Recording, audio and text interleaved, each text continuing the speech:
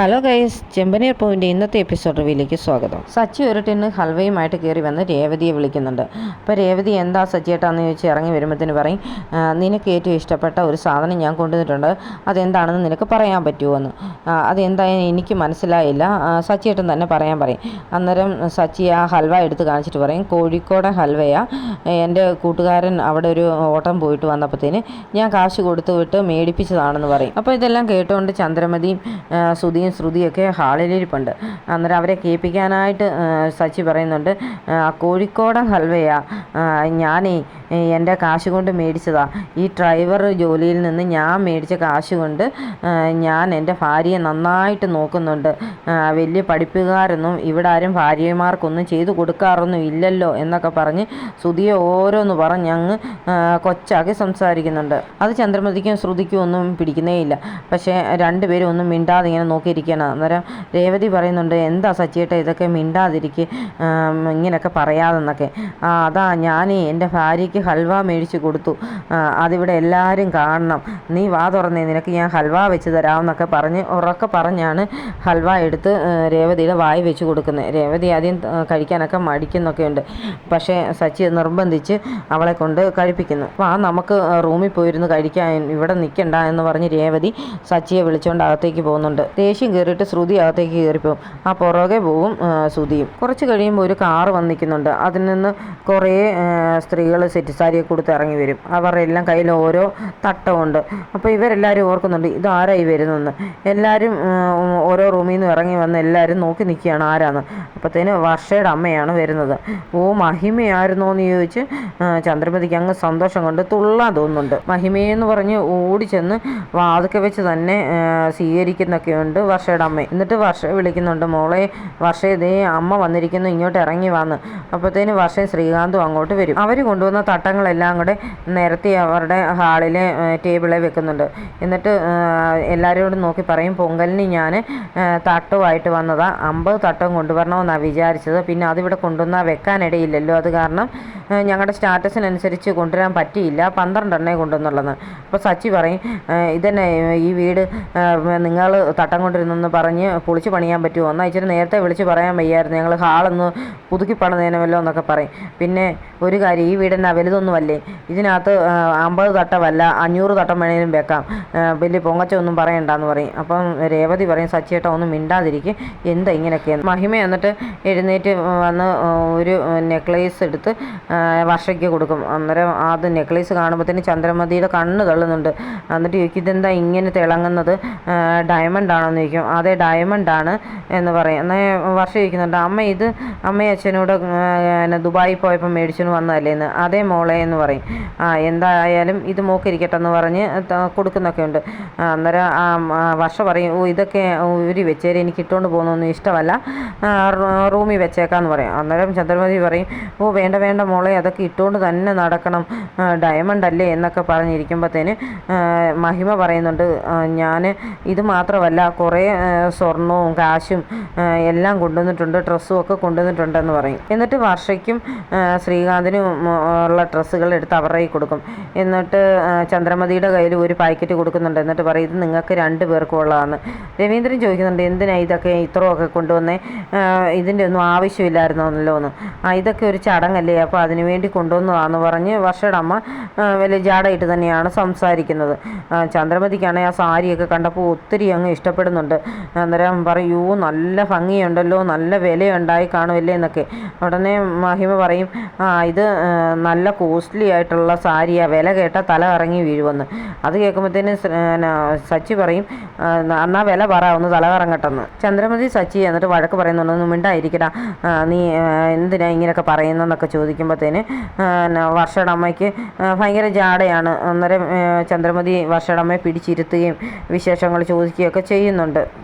അന്നേരത്തേന് രവീന്ദ്രൻ പറയും, ഇതൊക്കെ കൊണ്ടുവന്നതൊക്കെ കാര്യം ശരി, പക്ഷേ വർഷയുടെ അച്ഛൻ ഇതുവരെ ഇവിടോട്ട് വന്നിട്ടില്ലല്ലോ, എന്താണെന്ന് ചോദിക്കും. അപ്പം വർഷയുടെ അമ്മ ഒന്ന് പരുങ്ങുന്നുണ്ട്. എന്നിട്ട് പറയും, അദ്ദേഹത്തിന് തിരക്കാന്ന്, ഇത് കഴിഞ്ഞ പ്രാവശ്യവും പറഞ്ഞതല്ലേ, അതൊന്നുമല്ല കാരണം, ഇങ്ങോട്ട് വരാനുള്ള മടി കൊണ്ട് തന്നെയായിരിക്കുമല്ലേ എന്നൊക്കെ.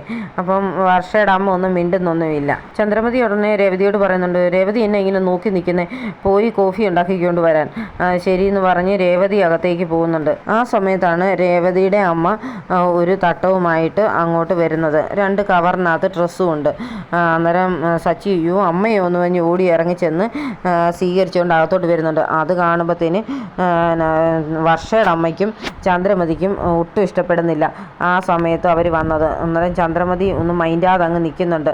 അപ്പോൾ രവീന്ദ്രൻ പറയും ആഹാ ലക്ഷ്മിയോ വന്ന് ഇരിക്ക് എന്നൊക്കെ പറഞ്ഞ് സന്തോഷത്തോടെ സ്വീകരിക്കുന്നൊക്കെ ഉണ്ട്. അന്നേരം ഞാൻ പൊങ്കലിന് ക്ഷണിക്കാൻ വന്നതാന്ന് പറയും. അപ്പോൾ രേവതി മോളെ എന്നൊക്കെ വിളിച്ച് രവീന്ദ്രൻ രേവതിയെ വിളിച്ച് വരുത്തുന്നുണ്ട്. നീ എന്തിനാ ഇപ്പോൾ ഇങ്ങോട്ട് വന്നത്? നീ വരുന്നുണ്ടെങ്കിൽ നേരത്തെ ഒന്ന് വിളിച്ച് പറഞ്ഞിട്ട് പോരാൻ വയ്യായിരുന്നോ എന്നൊക്കെ ലക്ഷ്മിയോട് ചന്ദ്രമതി ചോദിക്കും. അപ്പോൾ രവീന്ദ്രൻ പറയുന്നുണ്ട് ലക്ഷ്മി വരുന്ന കാര്യം എന്നെ വിളിച്ച് പറഞ്ഞിരുന്നു എന്ന് പറയും. മഹിമയുടെ അമ്മയാണ് എന്നെയാണല്ലോ വിളിച്ച് പറഞ്ഞത്. അപ്പോൾ ഞാൻ എപ്പോഴേലും വൈകുന്നേരം എല്ലാം വരാൻ പറഞ്ഞേനല്ലോ, എന്നത്തിനാ ഇപ്പം തന്നെ വന്നെന്നൊക്കെ ചോദിക്കും. അന്നേരം എന്നിട്ട് ഈ തട്ടം ഒന്നും മേടിക്കാതെ നിൽക്കുകയാണ്. അപ്പോൾ രവീന്ദ്രൻ പറയും ചന്ദ്രമതി എഴുന്നേക്ക് തട്ടം വാങ്ങാമെന്ന്.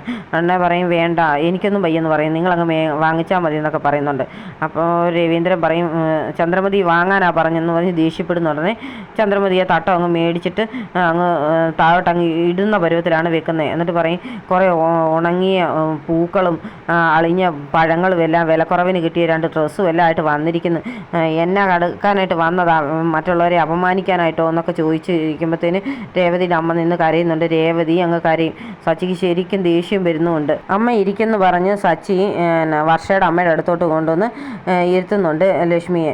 അയ്യോ വേണ്ട മോനെ ഞാൻ ഇരിക്കുന്നില്ല, ഞാനിവിടെ നിന്നോളാം എന്നൊക്കെ പറയും. അത് പറ്റത്തില്ല, അമ്മയും മുറ അനുസരിച്ച് വന്നത് അമ്മ ഇരിക്കണമെന്ന് പറഞ്ഞ് മഹിമയുടെ അടുത്തോട്ട് ഇരുത്തും. അപ്പോൾ മഹിമയ്ക്ക് ഒട്ടും ഇഷ്ടപ്പെടുന്നില്ല രേവതിയുടെ അമ്മ ഇങ്ങനെ അടുത്തിരിക്കുന്നത്. ഉടനെ തന്നെ അവർ പറയുന്നുണ്ട് ഞാൻ പോയേക്കുക, എനിക്ക് ചില തിരക്കൊക്കെ ഉണ്ടെന്ന്.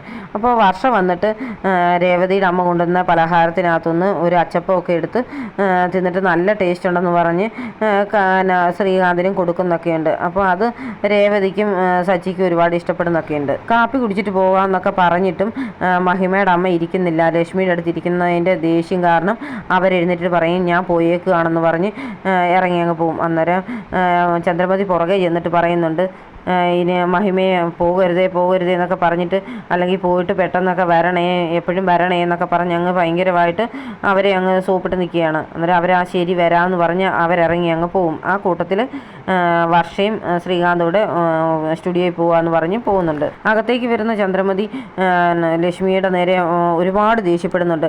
എന്നെ എടുക്കാൻ വന്നാൽ നീ ഇങ്ങനെ ഈ സാധനമായിട്ടൊക്കെ ഇങ്ങോട്ട് വരേണ്ട ആവശ്യം ഉണ്ടായിരുന്നു, കണ്ടില്ലേ വർഷയുടെ അമ്മ വന്നത് എന്തെല്ലാം സാധനങ്ങളും കൊണ്ടാണ് വന്നത്, നീ നിൻ്റെ കടയിലെ കുറേ ചീഞ്ഞ പൂക്കളും കുറേ പഴങ്ങളും എല്ലാം ആയിട്ട് വന്നിരിക്കുന്നു എന്നൊക്കെ പറയുമ്പോഴത്തേന് ശരിക്കും ലക്ഷ്മി അങ്ങിരുന്ന് സങ്കടപ്പെടുന്നുണ്ട്. അന്നേരത്തേന് രവീന്ദ്രൻ ചന്ദ്രമതിയെ നന്നായിട്ട് വഴക്ക് പറഞ്ഞിട്ട് മിണ്ടാതിരുന്നോണമെന്ന് പറഞ്ഞ് അവിടെ ഇരുത്തുന്നുണ്ട്. സച്ചി അപ്പം അമ്മയെ വഴക്ക് പറയുന്നുണ്ട്.